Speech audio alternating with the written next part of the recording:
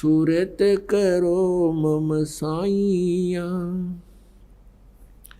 हम हैं भव जल माही।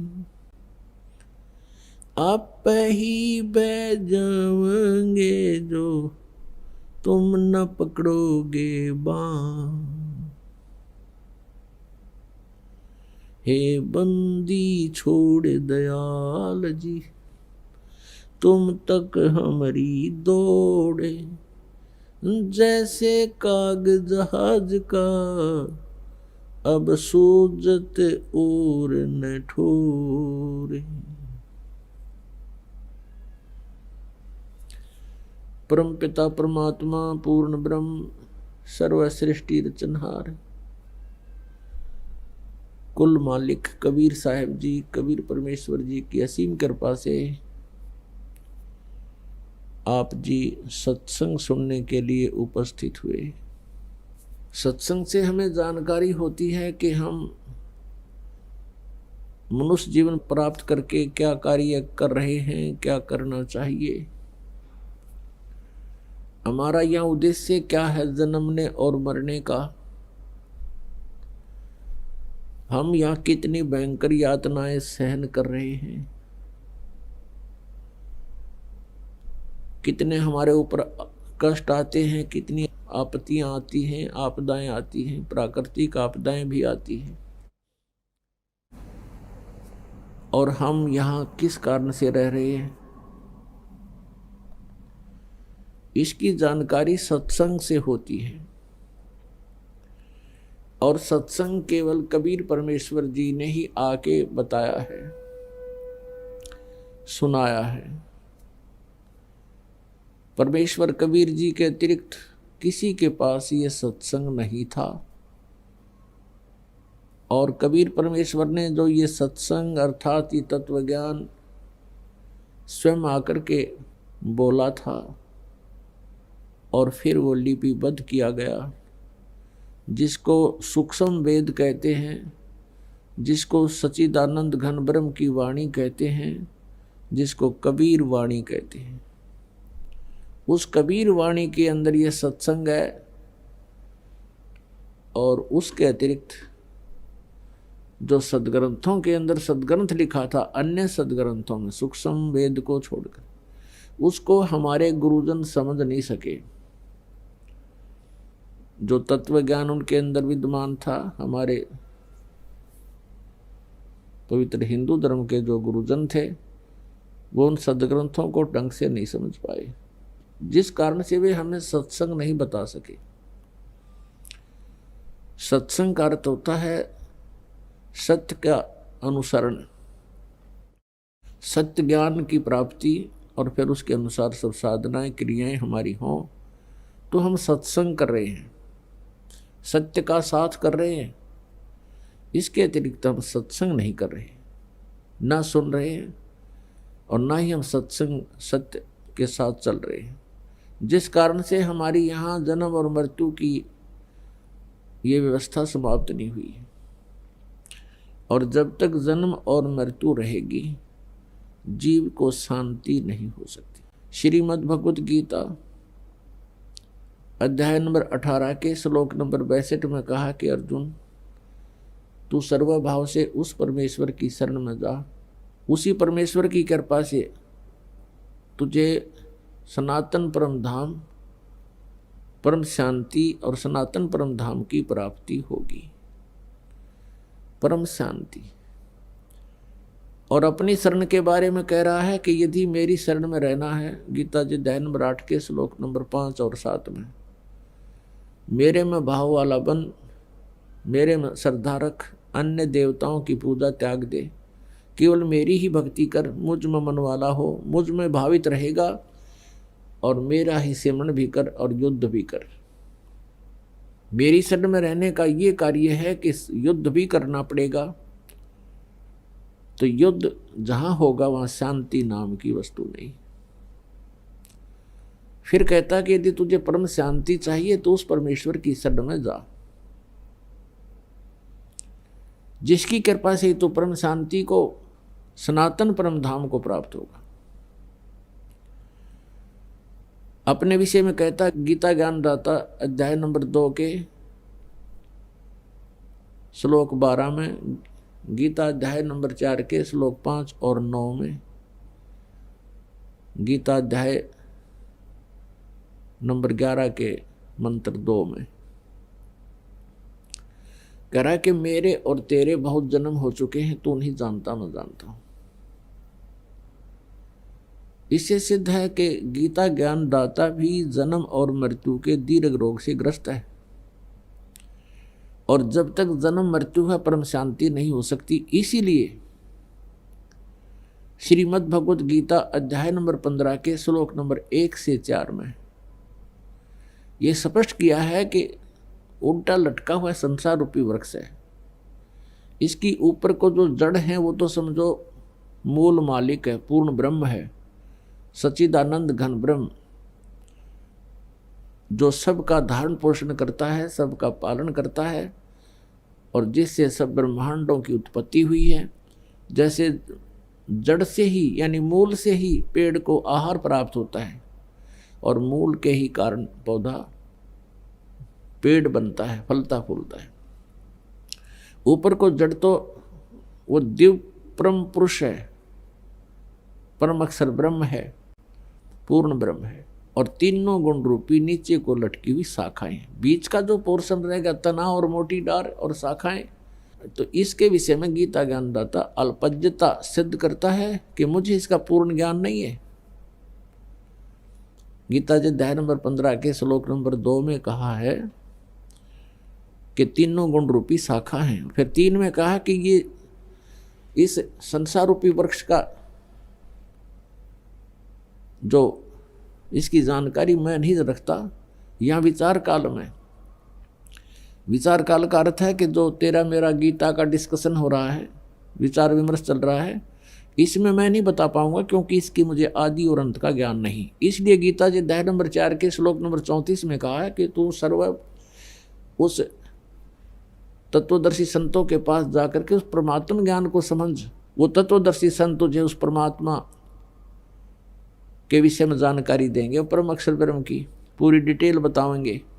जब वो तत्वदर्शी संत तुझे प्राप्त हो जा, गीता जी अध्याय नंबर 15 के श्लोक 3 और 4 में स्पष्ट किया है। उसके पश्चात उस तत्व ज्ञान रूपी शस्त्र के द्वारा इस अज्ञान रूपी अंधकार को काटकर यानी तत्व ज्ञान को समझकर उसके पश्चात परमेश्वर के उस परम पद की खोज करनी चाहिए, जहां जाने के बाद साधक फिर लौटकर संसार में नहीं आते, और उसी परमेश्वर से सर्व संसार की यानी संसार रूपी वृक्ष की प्रवृत्ति विस्तार को प्राप्त हुई है। अर्थात उसी परमेश्वर ने सब ब्रह्मांडों की रचना की है, और उसी परमेश्वर की भक्ति करनी चाहिए। मैं उसी की शरण हूं और उसी की भक्ति करनी चाहिए। गीता ज्ञानदाता कहता कि मैं भी उसी की शरण में हूं, उसी की भक्ति करता हूं। गीता अध्याय नंबर 18 के श्लोक नंबर 62 में तो कह रहा है कि तू सर्वभाव से उसकी शरण में जा, उसकी कृपा से तो परम शांति को और सनातन परम धाम को प्राप्त होगा। और गीता जी अध्याय नंबर 18 के श्लोक 63 में कहा कि ये गीता का गूढ़ से गूढ़ रहस्य, गुप्त से गुप्त ज्ञान तुझे सुना दिया।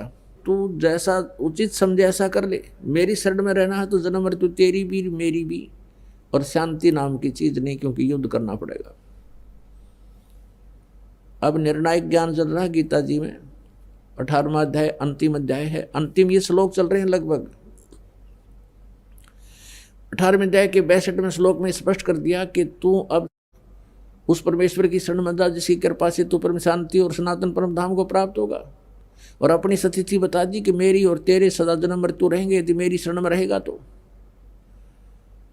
18वें अध्याय के 63वें श्लोक में कहा कि तू फैसला कर ले, अब सोच ले तूने जो करना, मेरी शरण में रहना है या उस परमेश्वर की शरण में जाना। उसकी शरण में जाना है तो तत्वदर्शी संतों से उसका ज्ञान प्राप्त कर, मैं नहीं जानता। और ये गुप्त से गुप्त गीता ज्ञान तुझे मैंने बता दिया, गुप्त से गुप्त। गीता जी के 18वें अध्याय के 64वें श्लोक में फिर गुप्त से गुप्त भेद और बता रहा हूं, जिसके विषय में मैं तुझे उसकी शरण में जाने को कह रहा हूं। वो परम अक्षर ब्रह्म मेरा भी इष्ट है, मेरा भी पूज्य देव है। यहां अनुवादकर्ताओं ने गड़बड़ी कर रखी है। इसमें लिख दिया कि तू मेरा प्रिय है, इसलिए गुप्त से गुप्त भेद और बताता हूं। फिर सुन, गुप्त तो ये पहले 18वें अध्याय के 63वें श्लोक में कह चुका है कि गुप्त से गुप्त भेद यू गीता वाला मैंने बता दिया। अब एक और गुप्त से गुप्त बताता हूं कि ये मेरा पूज्य देव है, मेरा इष्ट है। तो पुण्यात्मा, उस परम अक्षर ब्रह्म की भक्ति ना करने से हम अभी तक जन्म और मृत्यु के दीर्घ रोग में ग्रस्त रहे। जब तक ये जन्म मृत्यु है, शांति नहीं। आज हम और आप सभी अपने परिवार को और अपनी संपत्ति को अपना माने बैठे हैं, और यहाँ कोठी और कार खरीदने में, बड़ी बड़ी फैक्ट्रियां लगाने में, एमएलए, एमपी, मंत्री, मुख्यमंत्री, प्रधानमंत्री बनने की इच्छा में हम पूरा मनुष्य जीवन वेस्ट कर देते हैं, बर्बाद कर देते हैं। और एक सेकंड का कोई किसी को विश्वास नहीं, किसी का भी। एक सेकंड में ना जाने कब यहाँ के बिजली गिर जाए। और हम फिर भी यहीं व्यवस्थित हैं, फिर भी यहाँ से मन नहीं हट रहा, क्योंकि हमारे पास विकल्प नहीं। और करें क्या? क्योंकि इस मन को तो कोई ना कोई चाहिए, कहीं ना कहीं टक्कर मारने। ये तो जीव को निचला एक स्थान पर टिकन नहीं देता। ऋषि महर्षि ने कोशिश की, तत्वदर्शी संत के अभाव से परमात्मा पाने के लिए भरसक प्रयत्न भी किए और बहुत कठिन साधनाएं भी की, लेकिन इस मन ने उनको भी बुरी तरह भ्रमित रखा और कोई ना कोई कारण बना के उनको भी नष्ट कर डाला।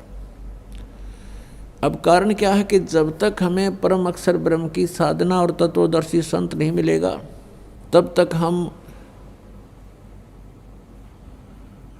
जो व्यवस्था कर रहे हैं इससे मन नहीं हटा सकते। जो भी क्रियाएं हम करते हैं इसी में हम आसक्त रहते हैं। और सतगुरु मिलेंगे तो हमें ज्ञान मिलेगा कि हम यहाँ के रहने वाले नहीं हैं, आप यहाँ के वासी नहीं हो, यहाँ तो आप विवश कर रखे हो, यहाँ तो हम सभी बाई फोर्स रोक रखे हैं। ऐसे बंधन हमारा बांध रखे हैं, हम इन चरम दृष्टि से उसको देख नहीं सकते। परमेश्वर के तत्व ज्ञान से फिर उन बंधनों का हमें आभास होगा और उनको हम अच्छी तरह समझ सकेंगे कि कौन कौन से बंधन किन किन रस्सों से हमें बांध रखा है। अब यहाँ ब्रह्मा, विष्णु, महेश भी इसी बंधन में, इन्हीं बंधनों में बंधे हुए, कर्मों के बंधन में। और ब्रह्म भी यही बंध है, क्योंकि ये यहाँ का स्वामी है, इसे बाहर ये नहीं जा सकता। और परब्रह्म भी अपने लोक में ये भी कैद है। केवल एक परम अक्षर ब्रह्म है जो स्वतंत्र परमात्मा है, पूर्ण ब्रह्म, जिसको सत्य पुरुष भी कहते, और वो सतलोक में रहता है। हम आप सभी सतलोक में रहा करते थे और वहां से हम अपनी गलती के कारण यहाँ इस काल के लोक में आ गए। ये काल का लोक है, 21 ब्रह्मांड हैं इसके, और यहाँ का विधान है जन्म और मृत्यु सदा बनी रहेगी।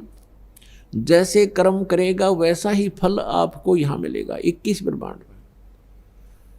आपने बुरे कर्म किए हैं तो बुरा फल भी भोगना ही पड़ेगा, अच्छे कर्म किए हैं तो अच्छा कर्म भी आपको मिलेगा ही मिलेगा। लेकिन जन्म और मृत्यु और ये कर्मों का भोग दंड आपको भोगना ही पड़ेगा और सदा इसका फेस करना पड़ेगा। केवल एक परम अक्षर ब्रह्म है जो हमारे इस जन्म और मृत्यु के रोग को नाश कर सकते हैं, और साथ में हमारे जो प्रारब्ध के अंदर, प्रारब्ध बोलते हैं अपने आपके एक जीवन में, वर्तमान जीवन में जो भी सुख या दुख आपके लिखे हुए हैं, आप केवल उन्हीं को भोग रहे हैं और केवल परम अक्षर ब्रह्म आपके इस प्रारब्ध में परिवर्तन कर सकते हैं, क्योंकि पुण्यों से सुख होता है और पापों से दुख होता है, संकट आते हैं। और यदि हमारे पाप ही समाप्त हो जाएं प्रारब्ध वाले, तो हमें जीवन में सुख हो सकता है। जैसे किसी के पैर में कांटा लगा हो और कांटे के कारण दुख है और कांटा निकलते ही सुख हो जाएगा। तो हमारे कर्मों के कांटे लगे हुए हैं और इनको ना ब्रह्मा जी काट सकते, ना विष्णु जी, ना शिव जी, न श्री राम, न श्री कृष्ण और न ही ये ब्रह्म। केवल परम अक्षर ब्रह्म इस कांटों को निकाल सकता है। उसी के पास ये औजार हैं जो हमारे पाप रूपी कांटों को निकाल सकते हैं, हमारे जीवन रूपी सफर को साफ कर सकते हैं, उस रास्ते को साफ कर सकते हैं। तो हम उस परम अक्षर ब्रह्म की भक्ति ना करके, हम उसके आगे अर्जी ना लगा के, हम उन भगवानों के सामने अर्जी लगाते रहे, उनकी स्तुति प्रार्थना भक्ति करते रहे, जो हमारे प्रारब्ध के या किसी संचित कर्म को वो नाश नहीं कर सकते, वो समाप्त नहीं कर सकते, और जिस कारण से हमें शांति नहीं हो सकती। अब जैसे कोई भी भक्त है, श्रद्धालु है, अच्छी आत्मा है, वो तो भक्ति के लिए वैसे ही संतों के पास जाते हैं। उनके पिछले संस्कार इतने अच्छे होते हैं कि वो भक्ति भगवान के बिना रह नहीं सकते, और वो चले जाते हैं संतों को तत्वदर्शी संत समझकर, और वहाँ जैसा भी उनको ज्ञान दे दिया जाता है, वो श्रद्धालु बिलीवर होते हैं, विश्वासी होते हैं। जो गुरुजी ने कहा वो करबद्ध हो करके और नतमस्तक हो करके स्वीकार करके और उसके ऊपर आरूढ़ हो जाते हैं। उनको पता नहीं कि ये नीम हकीम है, इसके पास सच साधना नहीं है, लेकिन वो उसको पूर्ण संत मानकर साधना करने लग जाते हैं, साधना करने लग जाते हैं। और जो दुखी होते हैं, वो दुख का नाश कराने के लिए, संकट निवारण के लिए भी संतों की ही तलाश करते हैं। पहले तो हम भटकते हैं, जैसे अपनी परंपरागत साधनाएं होती हैं, किसी मंदिर में जाते हैं या किसी मढ़ी पर जाते हैं, वहाँ सब मत्थे उत्थे टेक टाक के हम जब थक लेते हैं, कोई लाभ नहीं होता। कोई बताता है कि वहाँ एक संत हैं, उनके आशीर्वाद से आपका दुख निवारण हो जाएगा, तो वहाँ जाते हैं। वो संत जाते ही आपको कोई क्रियाएं बताता है, ऐसा कीजिए, इतना दान कीजिए, ऐसा कीजिए, हैं, ऐसे ऐसे अनुष्ठान कीजिए, ये मंत्र का जाप कीजिए, आपका ये संकट ठीक हो जाएगा। आप ऐसे ही करते हो। जब 2-3 बार आप चले जाते हो, फिर वो कहता है, जब आपको राहत नहीं मिलती, आप प्रार्थना करते हो कि मुझे कोई राहत नहीं मिली, तो वो क्या कहता है कि भाई देखो, ये तो आपके प्रारब्ध में लिखा है, प्रारब्ध में आपने भोगना ही पड़ेगा, और प्रारब्ध का जो पाप है वो तो भोगने से ही समाप्त होता है। और फिर उदाहरण देते हैं कि जैसे भगवान विष्णु अवतार श्री रामचंद्र जी आए थे, विष्णु जी को श्राप दिया था नारद जी ने कि तू एक जीवन अपनी पत्नी के वियोग में बिताएगा। ऐसा ही हुआ। और फिर श्री राम वाली यानी विष्णु वाली आत्मा श्री कृष्ण जी बने, और श्री राम रूप में श्री कृष्ण जी ने यानी श्री राम ने बाली मारा था सुग्रीव का भाई, एक वृक्ष की ओट लेकर धोखे से। तो श्री कृष्ण रूप में उस कर्म का भी भोग श्री कृष्ण जी को भोगना पड़ा। बाली वाली आत्मा एक शिकारी बनी और विषाक्त तीर से भगवान श्री कृष्ण जी के तलवे में तीर मार कर उनका वध किया। इस प्रकार फिर ये जो तत्व ज्ञानहीन संत हैं, फिर ये कथाएं सुना के अपना पीछा छुड़वाते हैं और कहते हैं देखो भगवानों को भी कर्म का दंड तो भोगना ही पड़ा। तो उस समय तो भक्त संतुष्ट हो जाता है, लेकिन वो पाप रूपी कांटा तो फिर भी खटकता ही रहता है, और जब तक वो पाप रूपी कांटा नहीं निकलेगा तब तक चैन पड़ नहीं सकती, चाहे कोई कितनी बात बढ़ा ले और कितनी सांत्वना दे दे उसको। फिर वो दूसरे के पास जाता है, वहां से भी कोई राहत इसी प्रकार वो थक लेता है, फिर तीसरे के पास जाता है। जब वहां से भी उसको राहत नहीं मिलती है, या तो वो मर जाता है या फिर और उल्टे काम करने लग जाता है, शराब पीने लगेगा उस टेंशन को कम करने के लिए, या फिर चोरी करने लगेगा टेंशन को कम करने के लिए, क्योंकि किसी को तो निर्धनता के कारण दुख है तो वो धनी बनना चाहता है चोरी और डाके मार के, या कोई और कर्म बुढ़े करके। इस प्रकार कोई प्राणी कभी भी सेठ नहीं बन सकता, धनी नहीं बन सकता, दूने पाप कर्म बढ़ावेगा, अपने कर्म बिगाड़ सकता है। तो इसी कारण से पुण्यात्माओं, आज पूरा मानव लगभग यानी 90% मानव की वृत्ति कति बिगड़ी, भगवान का डर रहा नहीं, आस्था समाप्त होती जाती है। ऊपरले मन से भले ही हम राम राम कहते हैं, पर अंदर में विकार, अंदर में सारी कुबद ज्यों की तो विद्यमान है, और हमारा हर तरह से व्यवहार बिगड़ गया। माया ही हमें सब कुछ दिखाई दे रही है। तो इसका कारण ये नकली संत हैं, ये तत्व ज्ञानहीन नीम हकीम जो संत गुरु बने बैठे हैं, ये मंडलेश्वर, ये इसका मुख्य कारण है। क्योंकि इन्होंने सदग्रंथों को समझा नहीं और हमारे को गलत रास्ता दे दिया, और श्रद्धालु गुरुजी के बताए अनुसार सिर धड़की बाजी लगा देता है, क्योंकि वो चाहता है कि मेरा कष्ट निवारण हो, मुझे जो टारगेटेड वस्तु मिले, मेरी उद्देशित वस्तु मिले। यही कारण था कि रावण को उसके नीम हकीम गुरु ने राक्षस बना दिया। रावण ब्राह्मण था और उनके गुरु से उन्होंने सब शिक्षाएं प्राप्त की। उन्होंने गुरुजी के आगे ये इच्छा रखी कि मैं राजा बनना चाहता हूं और सब सुविधाएं हो मेरे पास। तो रावण के गुरु ने बता दिया कि भगवान शिव, ये तमोगुण शिव, ये सर्वेश्वर है, महेश्वर है, मृत्युंजय है, कालज्य है, और रिद्धि और सिद्धि के ये दाता हैं। ये आपको बहुत धन दे सकते हैं यदि ये प्रसन्न हो गए तो। और बताया कि वेदों में इसी की महिमा है।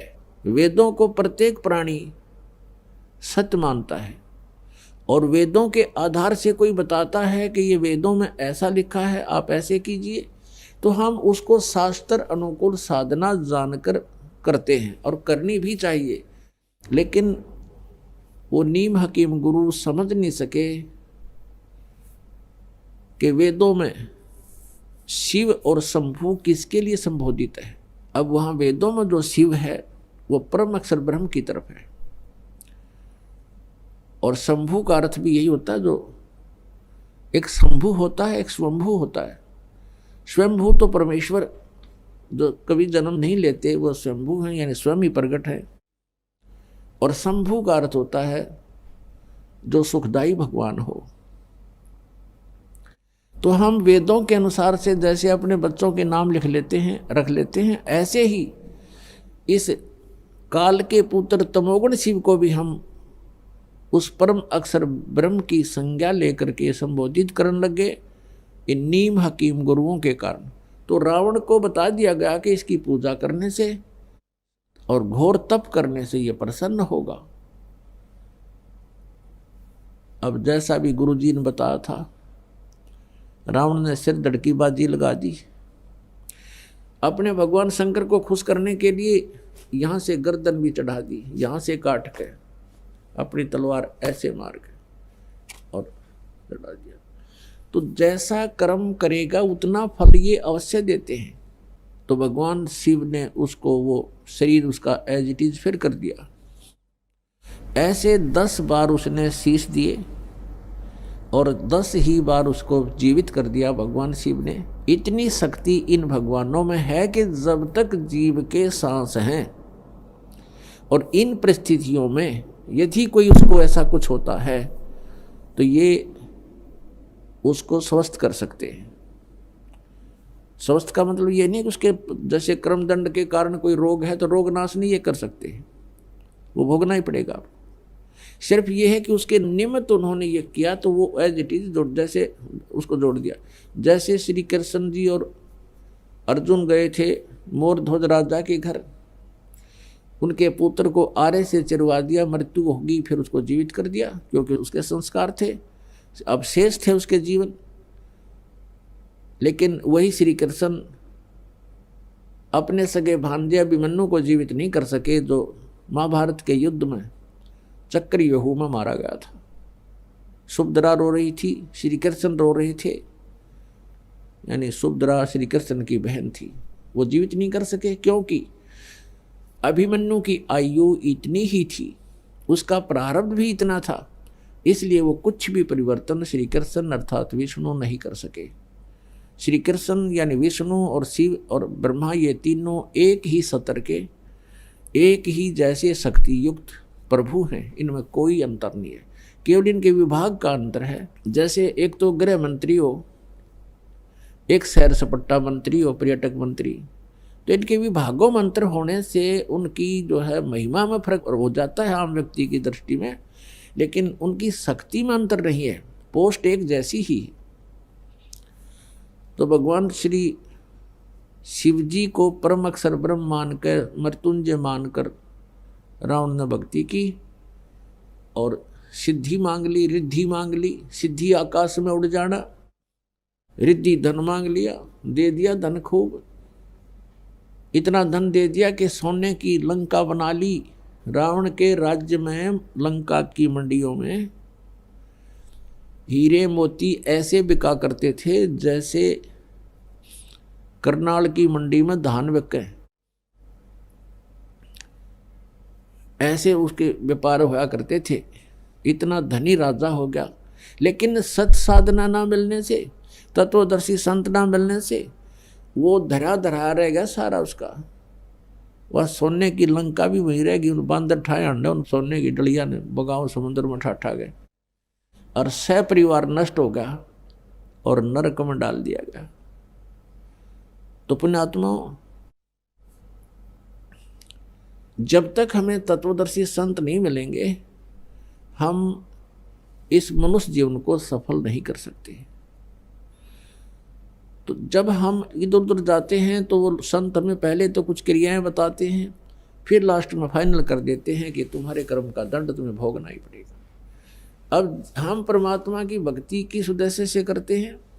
जिनको कोई आपत्ति नहीं है, आपदा नहीं है, जिनके ऊपर किसी प्रकार का भी कोई संकट नहीं आया है, उनको कोई विघ्न नहीं है, तो वो भी साधना कर रहे हैं। तो परमात्मा की चाह में उनको ये भी नहीं मालूम कि हम भक्ति कर किस लिए रहे हैं, भगवान को किस लिए चाह रहे हैं, लेकिन वो पिछले संस्कार उनमें इतने प्रबल हैं कि वो कोई ना कोई भक्ति की आड़ लिए बिना रह नहीं सकते। जिनके ऊपर संकट हैं वो संकट निवारण के लिए ही परमात्मा की भक्ति कर रहे हैं। और भक्ति क्यों कर रहे हैं? क्योंकि संकट हमारे ऊपर ना आवे, और जो जिनके ऊपर वर्तमान में कोई आपत्ति नहीं है तो वो भी भगवान से यही दुआ मांगते हैं कि हमारे जीवन में और कोई भी आपदा ना आवे, हम सुखी रहें। लेकिन जिन भगवानों की हम भक्ति कर रहे हैं वो हमारे प्रारब्ध में कोई परिवर्तन नहीं कर सकते, और प्रारब्ध में परिवर्तन हुए बिना हम सुखी नहीं हो सकते। जैसा कर्म किया है वैसा ही भोगना पड़ा, तो हम फिर सुखी कैसे होंगे? किसी के प्रारब्ध में यानी किस्मत में लिखा है भाई जान जानी है, मृत्यु होगी इस उम्र में, तो हो ही गई। फिर बताओ फिर क्या फायदा उस भक्ति का? या कोई और आपत्ति आनी है तो वो भी आ गई। तो भक्ति किस लिए कर रहे हैं? भक्ति इसलिए कर रहे हैं, हम ये उद्देश्य लेकर चलते हैं कि हम सुखी रहें, हमारे ऊपर कोई कष्ट ना आवे। और फिर हम भक्ति करते हैं, कष्ट भी जो के तो आते हैं, और हमारे पास विकल्प ना होने से हम ये सोच लेते हैं उनको भी ऐसा घटना घटी थी, उनके यहाँ भी ऐसी घटना घटी थी, फिर हम सेट हो जाते हैं। इन दुखों को हम दुख को ही सुख में आप बदलने की चेष्टा करते हैं। जैसे किसी व्यक्ति का 3 पुत्र थे और उसके एक की मृत्यु होगी। अब बड़ा कष्ट में था सारा परिवार, रो रहा था। उनको सांत्वना देने के लिए सभी आसपास के रिश्तेदार, कुल के लोग आते हैं। तो उनमें से एक ऐसा व्यक्ति भी वहां पहुंच गया कि जिसके एक ही पुत्र था और उसी की मृत्यु हो गई थी। तो सभी ने ये कहा कि देखो, इस बेचारे का एक ही पुत्र था और उसी की मृत्यु होगी, अब ये भी तो जी रहा है। तो जिसके 3 पुत्रों में से एक ही मृत्यु हुई थी, उसने राहत की सांस ली और खुश हो गया, हल्का बोझ हो गया। किस कारण से? कि चोखा है भगवान, मेरे 2 तो बच गए, एक का मरा है और इसके बेचारे का एक ही था, वो ही मर गया। इसी से हल्का बोझ मान लिया। अब क्या फर्क पड़ गया उसको? अब तुलनात्मक तरीके से कि इससे तो मैं सुखी हूं, ऐसे हम इस झूठे सुख को सुख मान रहे हैं। तो पुण्यात्माओं, यहां कोई विकल्प भी नहीं है, एक विकल्प है, समर्थ का शरणागत हो, रंग होरी हो, कदे न हो एकाज राम रंग होरी हो। होरी माने खुशी। जैसे होली खेलते हैं, होली खुशी मनाते हैं। कहते यहां अगर तुमने खुशी मनानी है तो समर्थ का शरणागत हो और राम रंग होली हो। फिर हमारे राम के रंग की होली होगी। ये बकवादों वाले रंगों से हम होली नहीं खेल सकते। हम राम के रंग में रंग जाएंगे और फिर देखना, और कदे न हो एकाज राम रंग होरी हो। हमारा कभी अकाज नहीं होगा, हमारा कोई भी ऐसा कोई आपत्ति नहीं आवेगी, किसी प्रकार का भी हमारा जो है बिगाड़ नहीं होगा, कोई हानि नहीं हो पाएगी। समर्थ का शरणागत। अब समर्थ कौन है? समर्थ कौन है? अभी तक हमारे को श्री ब्रह्मा जी, श्री विष्णु जी, श्री शिव जी को सर्वेश्वर और महेश्वर बताया गया। और जैसे भी इन नीम हकीम गुरुओं ने हमें ज्ञान दिया, हमारे पूर्वज पूर्ण रूप से आश्रित हो गए। श्री भगवान विष्णु और श्री शिव भगवान की साधना करने लगे। और ब्रह्मा जी की साधना नहीं करते, क्योंकि ब्रह्मा जी को श्राप मिला हुआ है उसकी माता से कि तेरी पूजा जग में नहीं होगी।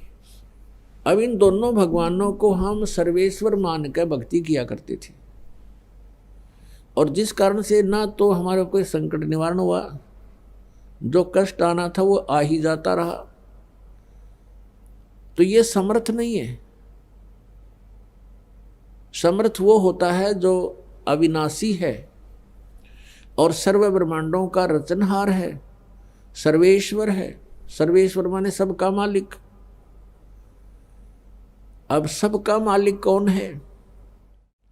अब यहाँ थोड़ा सा आपको डिफाइन करते हैं, समझाना पड़ेगा, क्योंकि पुण्यात्मा परमात्मा की भक्ति करना कोई बड़ी बात नहीं और मोक्ष प्राप्त करना कोई बड़ी बात नहीं। जब बात समझ में आ जावे तो जैसे हम अपने पेट के लिए कितना कठिन से कठिन परिश्रम करते हैं। किसान को पता है अपने प्रोसीजर का, अपने प्रोफेशन का, और उसको पूर्ण रूप से करता है, तन मन धन से करता है, कठिन से कठिन परिश्रम करके भी उसको सफल करने की चेष्टा करता है, क्योंकि वो उससे पूर्ण परिचित है।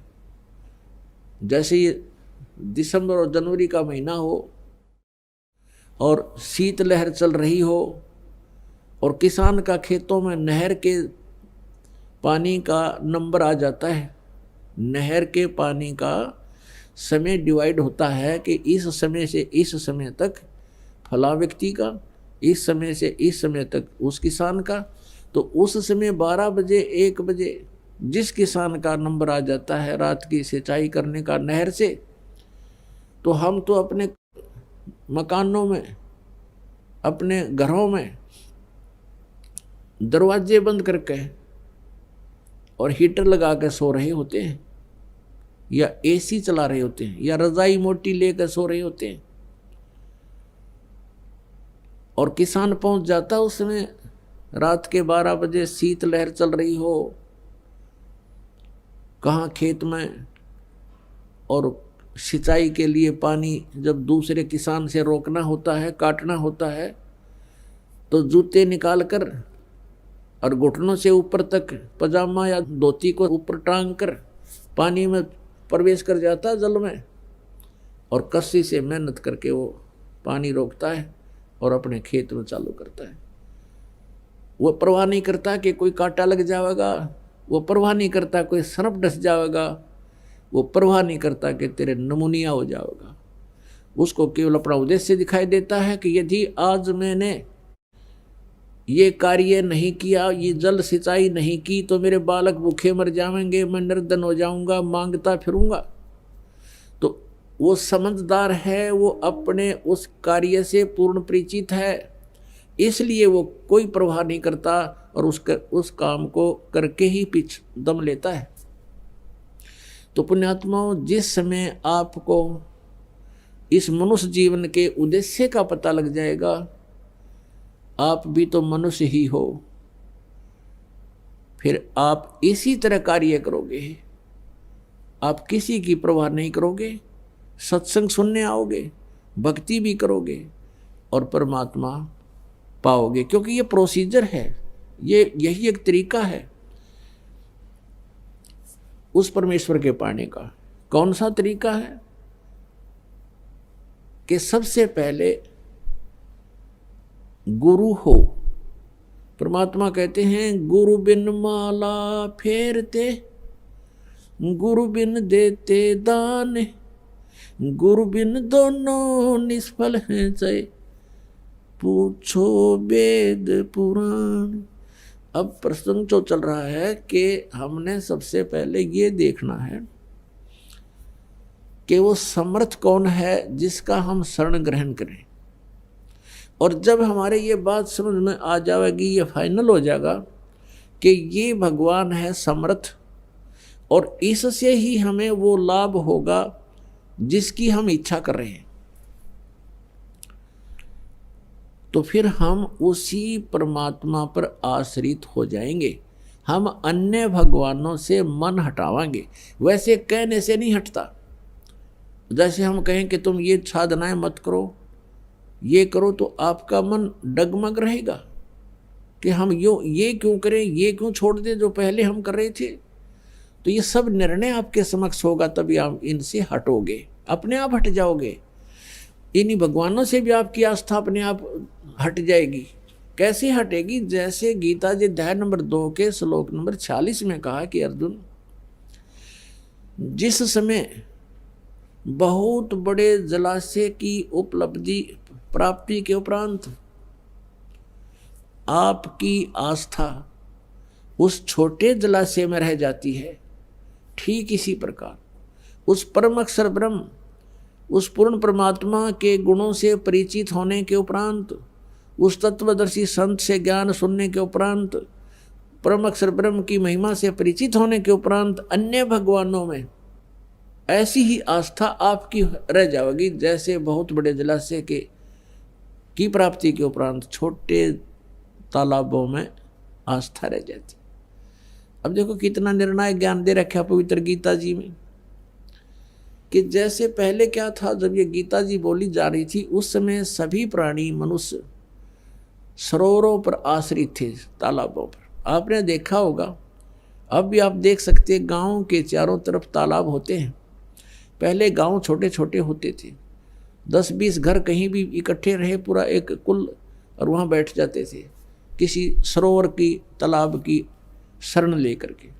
और वो छोटे तालाब ऐसे होते थे, जैसे वर्षा हो जाती वर्षा के दिनों में तो वो भर जाते थे, और सारा वर्ष उसी से वो पीते भी थे, पशुपालन भी करते थे, और कई छोटी मोटी कोई सब्जी खेती करी तो उसी से ही वो करते रहते थे।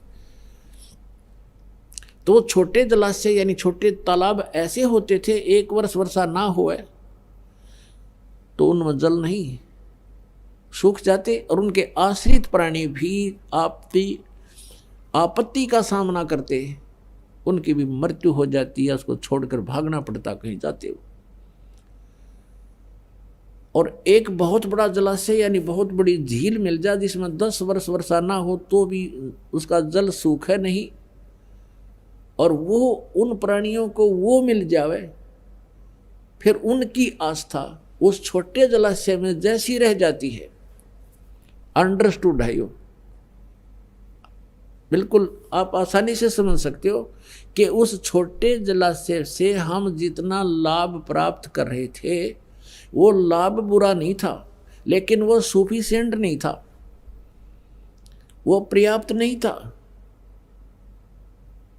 अब हमें वो इतना बड़ा जलाशय मिल गया, और जिसकी शरण में हम रहेंगे, जिसके सहारे हम बैठेंगे जाके, उसमें 10 वर्ष भी वर्षा ना हो तो भी उसका जल समाप्त नहीं होता। तो छोटे जलाशय पे कौन रहेगा? जब मैं उठागा अपने सारे बाल बच्चों को और वहां जा बैठेंगे। तो कहने का भाव यह है कि वो जलाशय बुरा नहीं था छोटे वाला, उसका जल बुरा नहीं था, लेकिन पर्याप्त नहीं था। कभी भी आपत्ति का सामना करना पड़ सकता था और करना पड़ता भी था। तो इसी प्रकार ये अन्य भगवान जो हैं, अन्य देवता, ये तो छोटे जलाशय समझो, और समर्थ परमात्मा को दरिया समझो। दरिया, झील की संज्ञा तो वैसे समझाने के लिए आपको दे रहे हैं, लेकिन वो तो दरिया है जिसका जल कभी समाप्त नहीं होता। अथाह जल जिसके अंदर हो, तो वो दरिया मिल जाए तो फिर तो कहना है क्या। तो इस प्रकार हमने उस समर्थ को पहचानना पड़ेगा। अब क्या बताते हैं? और संत सब कूप हैं, केते झरीता नीर, दादू अगम अपार है, वो दरिया सत्य कबीर। अब कुछ संत तो कूप समझो, कुएं, और संत का मतलब है जैसे गुरु, और एक तो गुरु है श्री विष्णु जी और श्री शंकर जी की महिमा बताने वाला, एक वो तो समझो कूप है, यानी उस कूप से, उस हैंडपंप से मिलने वाली राहत अस्थायी है, उस कुएं से मिलने वाली। क्योंकि कुआं क्या होता है, जो जिस भी सतर पर उसकी नीचे का लेवल छोड़ रखा है, जैसे यूँ क्या करें भाई, इस हैंडपंप का या ट्यूबवेल को ऊपरले पानी पर छोड़ रखा है, तो ऊपरले पानी पर थोड़ा ही काम करा करें, और एक कहते हैं नीचे भाई चोए में पहुंचा दिया, नीचे अच्छी गड़ आ गई, और फिर वहाँ से वो खूब पानी देता है। तो ये जो वो गुरु जो होते हैं वो उस इष्ट से कनेक्टेड होते हैं जिसके वो साधक हैं, और फिर उस इष्ट से वो उसका थर्मल प्लांट है ना, समझ लो, उससे फिर आगे दूसरों को कनेक्शन देते हैं, जो शिष्य वो बनाते। तो कहने का भाव ये है कि वो जब कूप का जल कितना काम कर सकता है, अंडरस्टूड है। और कहते जरीता नीर, जो ब्रह्म तक की साधना बताने वाले, ये भी गुरु हैं। इनको समझ ले, झरना थोड़ा छोटा मोटा कोई झरना बह रहा है, उससे प्राप्त सुविधाएं, और दादू अगम अपार है, ये दरिया सत्य कबीर। दादू साहब कहते हैं कि ये परम अक्षर ब्रह्म पूर्ण परमात्मा, सर्व सृष्टि के रचनहार, ये कबीर साहब ये दरिया है, दरिया। अब हमने दरिया की शरण ग्रहण करनी होगी। दादू साहब जी कहते हैं, जिन मोह को निज नाम दिया, सोए सतगुरु हमारे, दादू दूसरा कोई नहीं, ये कबीर सिरजनहार। जिन मोह को निज नाम दिया है, सही मंत्र आके दिया, वो परमात्मा सतगुरु रूप में आते हैं और तत्व ज्ञान प्रचार करते हैं, अच्छी आत्माओं को मिलते हैं, उनको तत्व ज्ञान से परिचित कराते हैं, उनको अपनी शरण में लेते हैं। उसी आधार से जो लीला प्रभु किया करते हैं, उस अपने लीला के अंतर्गत जिन महापुरुषों से मिले उनमें से एक दादू साहेब जी भी हैं, आदरणीय दादू साहेब जी, जिनको परमात्मा मिले, जिनको भगवान मिले, उनका नाम लेने से भी पवित्र जीवा होती है हमारी ऐसे महापुरुषों की। और जिन्होंने मिसगाइड कर दिया पूरे विश्व को, उनका नाम लेने से भी पाप लगे, लेकिन मजबूरी में लेना पड़ता है, बताना पड़ता है कि ये संत नहीं थे, इन्होंने भट्ठा बैठा दिया समाज का।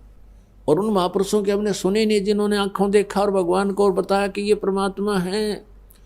आज हमारी समझ में आई कि सचमुच कबीर इज गॉड।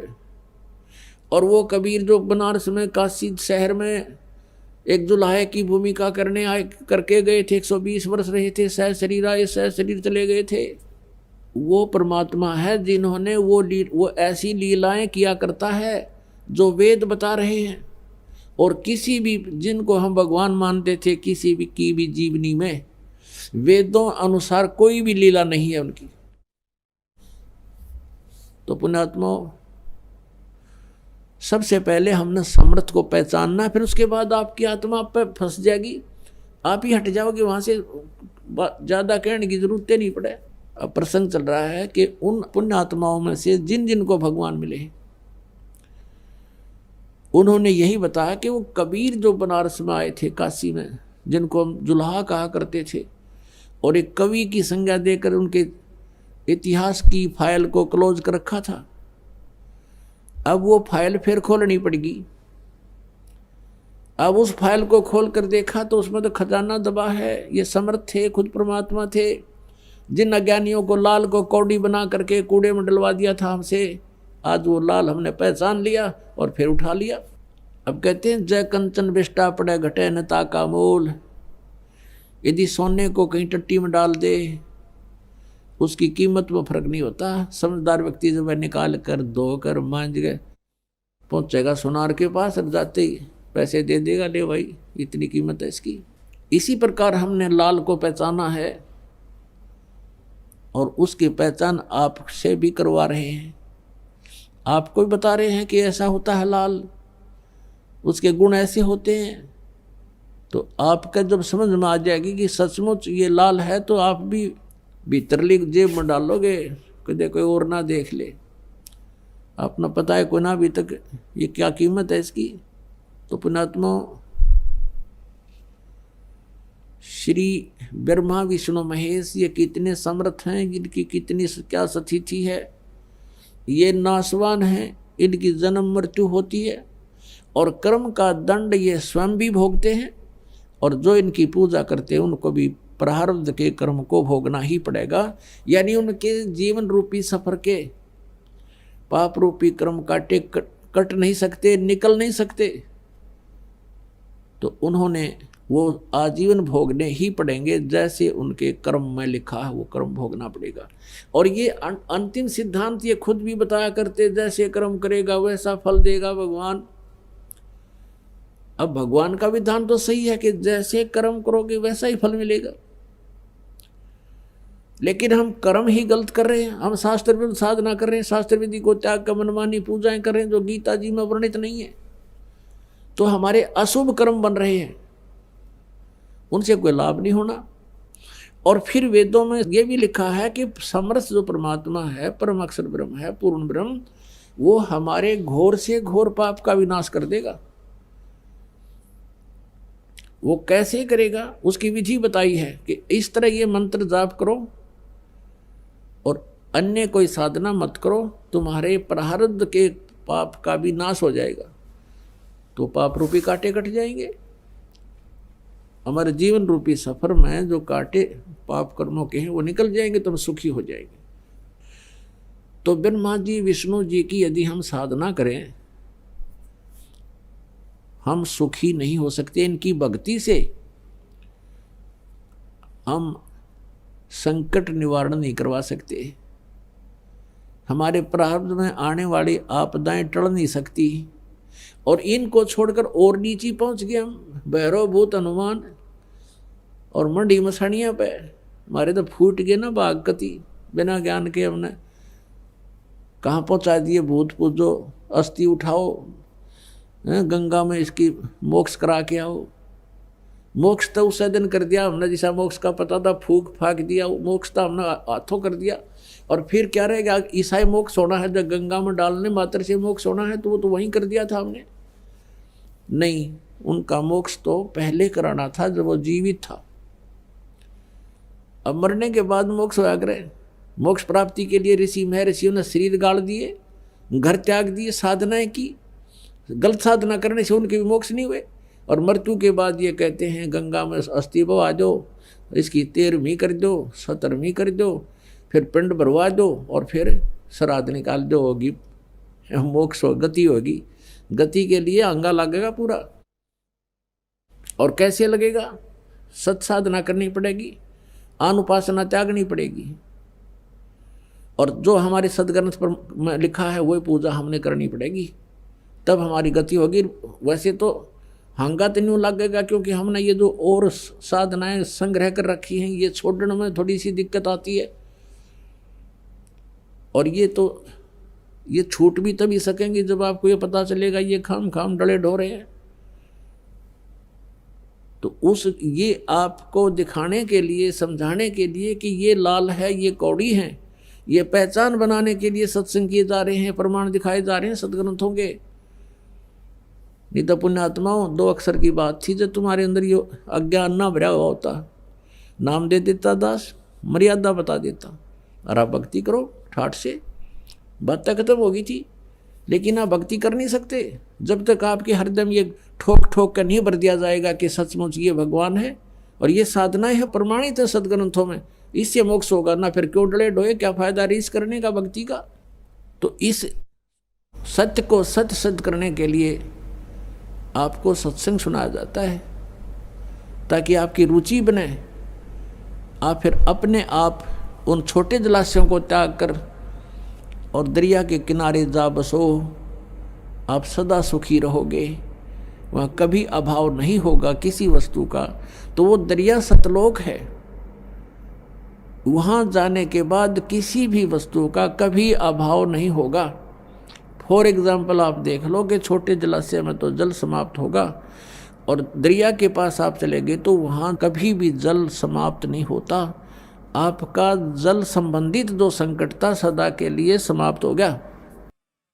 अब आपको कुछ भक्तों के अनुभव सुनाएंगे, ध्यान से सुनना, ये बार बार समय नहीं मिलता बच्चों, या एक एक अक्षर आपका बड़ा कीमती बहुमूल्य है जो भगवान आपको यहाँ लाए हैं। यहाँ आना कोई बच्चों का खेल है, बगैर परमात्मा की रजा से आप इधर मुंह भी नहीं कर सकते। स्पेशल है आपको, चाहे कुछ भी कारण बनाया, चाहे दुखी करा चाहे सुखी करा, आपको ऐसे स्थान पर लाकर बैठा दिया। अब चर्चा सुना करो, एक एक शब्द को ऊपर विचार किया करो। आप सुनिएगा वो भक्तों का अनुभव। बहन जी नमस्कार। नमस्कार सर जी। क्या नाम है आपका? सविता प्रजापति। सविता जी कहाँ से आए हो आप? जिला दमोह, तहसील हटा, गांव कुंवरपुर से। बहन जी, संत रामपाल जी महाराज की शरण में आने से पहले आप क्या भक्ति साधना करते थे? अन्य देवी देवताओं की भक्ति करते थे, अन्नोपासना करते थे, व्रत भी रखते थे, हर देवी देवताओं के जाते थे, माथा टेकते थे। बहन जी, जब आप इतनी श्रद्धा के साथ भक्ति साधना कर रहे थे तो फिर आप संत रामपाल जी महाराज की शरण में क्यों आए? हमारे ससुर जी जोड़े थे सबसे पहले संत रामपाल जी महाराज से, इसलिए इसके बाद में हमारे भगत जी बीमार हुए तो बोले आप बेटा वहाँ चलो, वहाँ नाम दीक्षा ले लो। तो फिर हम लोग 2011 में बरवाला गए, वहाँ नाम दीक्षा ली है। बहन जी, संत रामपाल जी महाराज से आपने नाम दीक्षा ली तो क्या उसके बाद आपको कोई विशेष लाभ भी मिला? जी भगत जी, सर जी, हम बहुत बीमार रहते थे, पहले बीमार रहते थे, झाड़ फूंक करवाते थे, देवी देवताओं के जाते थे। जब से संत रामपाल जी महाराज जी की शरण में आए हैं, कोई भी बीमारी नहीं है, न कोई झाड़ फूंक करवाने जाते थे तो 1 दिन ठीक रहते थे, 2 दिन ठीक रहते थे। आपको क्या समस्या थी?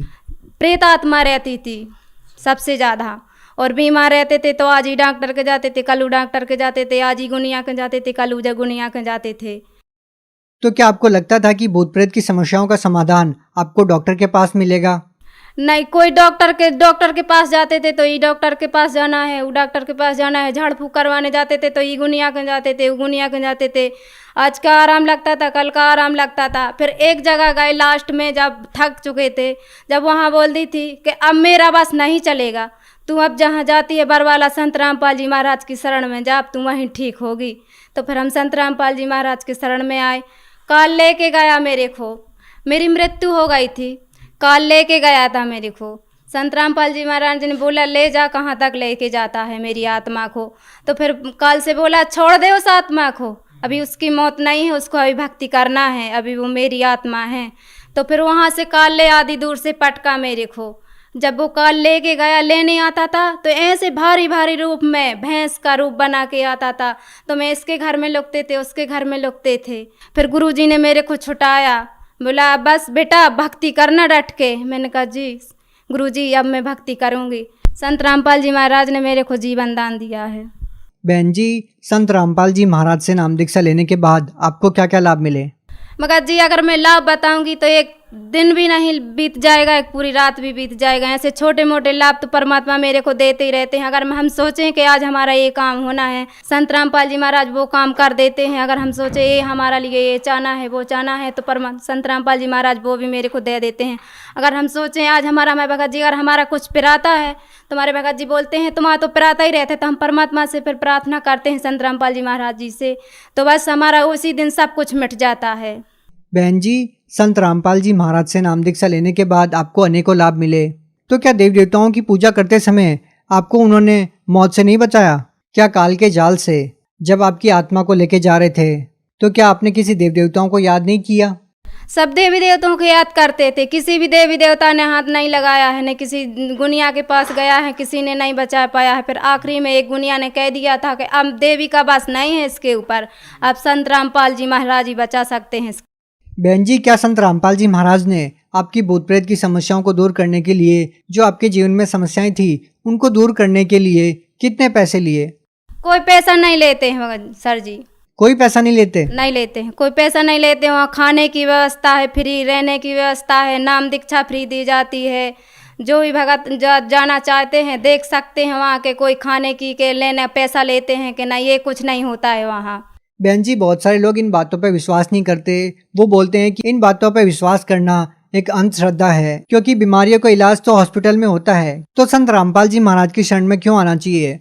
सर जी ऐसा है कि मेडिकल में कोई इलाज नहीं है। जो अगर तुम इलाज कराओगे तो ये डॉक्टर के पास जाओगे, वो डॉक्टर के पास जाओगे, तो कोई के पास कोई इलाज नहीं है। संत रामपाल जी महाराज के पास वो इलाज है कि जो कोई डॉक्टर के पास इलाज नहीं है, जो उनके पास इलाज है। बहन जी, संत रामपाल जी महाराज को आप अन्य संतों से किस प्रकार से अलग पाते हैं? अन्य गुरु ढोंगी हैं, वो बताते हैं ये करो ये करो ये करो। हमारे गुरु जी ये नहीं बताते, बेटा सिंपल में रहना, सिंपल में भक्ति करना, दिखावा नहीं करना अपन को। संत रामपाल जी महाराज वेदों से बताते हैं, अन्य गुरु ऐसे चलते हैं, वे तो ठगते हैं गांव गांव जा करके। बहन जी, आप भगत समाज को क्या संदेश देना चाहते हैं? संत रामपाल जी महाराज के द्वारा मैं भगत समाज को संदेश तो नहीं दे सकते हैं, समझा सकते हैं कि अगर अपना कल्याण चाहते हैं तो संत रामपाल जी महाराज की शरण में आएं और अपना कल्याण करवाएं। जो लोग संत रामपाल जी महाराज से नाम दीक्षा लेना चाहते हैं वो उनसे नाम दीक्षा कैसे ले सकते हैं? टीवी पे बहुत सारे चैनल हैं, चैनलों पे सत्संग देखें, फ़ोनों में यूट्यूब पे चला कर देखें, फेसबुक पे लाइक कर कर देखें। संत रामपाल जी महाराज का सत्संग आता है। नामदान केंद्र पे जाकर अपना नाम दीक्षा ले सकते हैं, अपना कल्याण करवा सकते हैं। बहुत बहुत धन्यवाद सर से।